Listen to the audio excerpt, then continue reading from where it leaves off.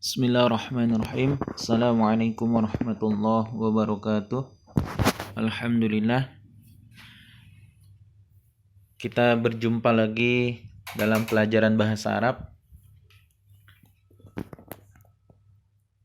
Pada pertemuan kali ini, materi bahasa Arab yang akan kita bahas adalah tentang qawaid atau kaidah tata bahasa Arab. Materinya adalah tentang fi'il, al-fi'lu, atau dalam bahasa Indonesia disebut sebagai kata kerja. Nah, dalam bahasa Arab, fi'il itu ada terbagi menjadi dua, ya. Dilihat dari kata kerja aktif dan kata kerja pasif. Yang pertama ada al-fi'lul mabniyu lil ma'lum atau fi'il mabni ma'lum. Dan yang kedua al-fi'lul mabniyu lil majhul atau fi'il mabni majhul. Ya, jadi ada dua pembagian fi'il atau kata kerja.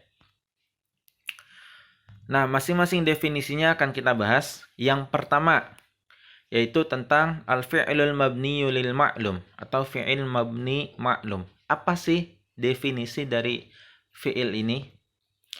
Nah, definisinya adalah al-fi'lul mabniyu lil ma'lum huwa ma yudhkaru ma'ahu fa'iluhu. Ya. Jadi definisinya adalah ma yudhkaru ma'ahu fa'iluhu. Dalam bahasa Indonesia, fi'il mabni ma'lum adalah fi'il atau kata kerja yang disebutkan fa'ilnya atau pelakunya. Ya. Jadi fi'il mabni ma'lum itu adalah kata kerja yang disebutkan pelakunya. Karena jika ada kata kerja, otomatis maka akan ada pelaku atau ada orang yang mengerjakan pekerjaan tersebut.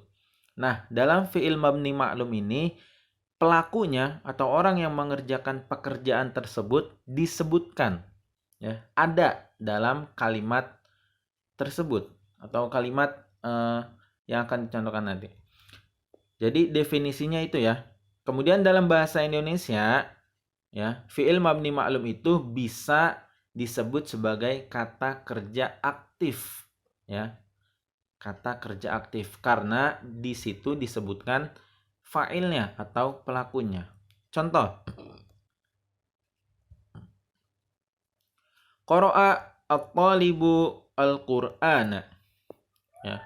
Qara'a at-talibu al-Qur'ana.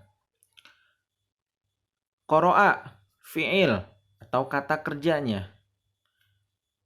At-talibu fa'il atau pelakunya.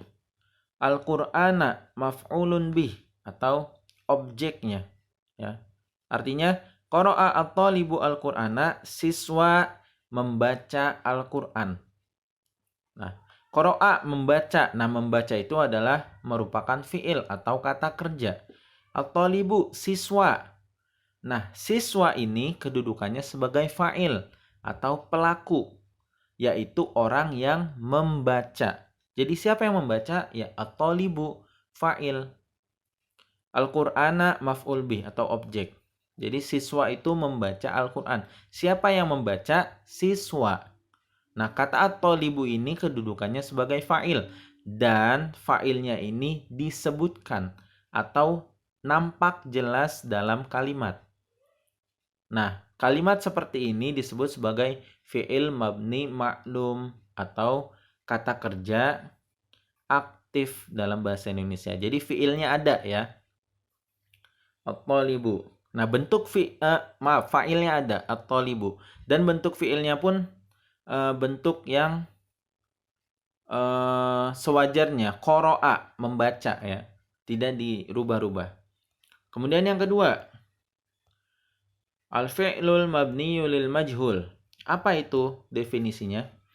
Huwa ma hudhifa fa'iluhu wa halal maf'ulu bihi makanahu wa summiya binaibil fa'il. Nah, definisi fi'il mabni majhul adalah fi'il atau kata kerja yang dibuang fa'ilnya atau pelakunya dan maf'ul bih atau objek itu menempati posisi fa'il dan dinamakan naibul fa'il atau pengganti fa'il. Jadi kata kerja atau fi'il mabni majhul adalah fi'il yang dibuang fa'ilnya. Ya, dibuang fa'ilnya. Kemudian maf'ulnya atau objeknya itu menggantikan posisi fa'il atau menggantikan posisi pelaku. Nah, maf'ul bih yang menggantikan posisi fa'il itu dinamakan naibul fa'il atau pengganti fa'il. Nah, dalam bahasa Indonesia disebut sebagai kata kerja pasif. Kalau tadi fi'il mabni maklum, kata kerja aktif. Kalau fi'il mabni majhul, kata kerja pasif. Contohnya. Nah, ini berbeda ya dengan yang tadi. Kalau tadi qara'a at-talibu fa'ilnya ada. Nah, kalau sekarang langsung quri'al Qur'anu. Artinya Al-Qur'an itu dibaca. Ya. Nah, kalau dalam kata kerja pasif biasanya arti dari bahasa Arabnya arti dari kata kerjanya itu berawalan di. Membaca jadi dibaca, menulis jadi ditulis. Ya. Meminum jadi diminum. Nah, kata di itu ya adalah fi'il mabni majhul atau kata kerja pasif. Kemudian Al-Qur'anu, nah ini maf'ul yang menggantikan posisi fa'il dan disebut sebagai naibul fa'il. Nah, itu bedanya ya. Kata kerja mabni maklum dan mabni majhul. Nah, kemudian fi'il mabni maklum bisa menjadi fi'il mabni majhul dengan cara. Jadi ada beberapa tata cara untuk merubah fi'il mabni maklum atau kata kerja aktif menjadi kata kerja pasif, ya. Nah, di sini ada cara-caranya. Yang pertama untuk fi'il madi. Jadi ada dua cara, yaitu untuk fi'il madi dan untuk fi'il mudhari. Untuk fi'il madi dulu kita bahas. Yang pertama, pada fi'il madi dikasrohkan huruf kedua terakhir. Ya. Jadi caranya adalah dari kata kerja biasa kayak tadi, qara'a. Nah, kemudian dikasrohkan huruf kedua terakhir. Huruf kedua sebelum akhir apa? Ro. Nah, ro-nya diberi kasroh. Qara'a jadi qari'a. Kemudian didomahkan huruf yang berharokat sebelumnya. Sebelum huruf ro itu apa? Qaf, qara'a. Qari'a jadi quri'a. Nah, huruf pertamanya itu diberi harokat dhamma. Nah, ini contohnya. Doroba jadi duriba. Tasallama jadi tusullima. Istaghfara jadi ustughfira. Ya. Jadi huruf-huruf caranya adalah huruf kedua terakhir diberi harokat kasroh, kemudian huruf sebelumnya yang berharokat baik awalnya fathah atau kasroh, nah diberi harokat dhamma. Nah, ini cara pertama untuk fi'il madi. Kemudian cara yang kedua masih untuk fi'il madi ya. Nah, untuk fi'il madi ajwaf atau yang ain fi'ilnya atau huruf tengahnya berupa huruf ilat. Huruf ilat itu ada 3 ya. Alif, waw, ya. Itu huruf ilat namanya. Huruf ilat, maka ain fi'ilnya diganti menjadi ya sukun dan dikasrohkan huruf sebelumnya. Contoh, qola jadi qila. Jadi alifnya tuh qola itu ada alif, itu di tengah ya. Alifnya itu diganti dengan huruf ya. Kemudian huruf sebelum ya-nya itu yang tadinya fathah dirubah menjadi kasroh. Qola berubah menjadi qila. Contoh lain, zada, zida, qoma, qima. Ya, seperti itu. Nah, ini cara kedua, cara mengubah fi'il madi yang tadinya fi'il mabni ma'lum berubah menjadi fi'il mabni majhul. Kemudian yang kedua, tata cara merubah pada fi'il mudore. Ya, untuk fi'il mudore. Bagaimana caranya? Yang pertama, fi'il mudore menjadi mabni majhul dengan didomahkan huruf pertamanya dan difathahkan huruf kedua terakhir. Yukrimu jadi yukromu.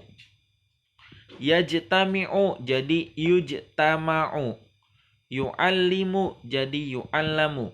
Ya, jadi huruf kedua sebelum akhir diberi harokat fathah. Kemudian huruf pertamanya diberi harokat dhammah.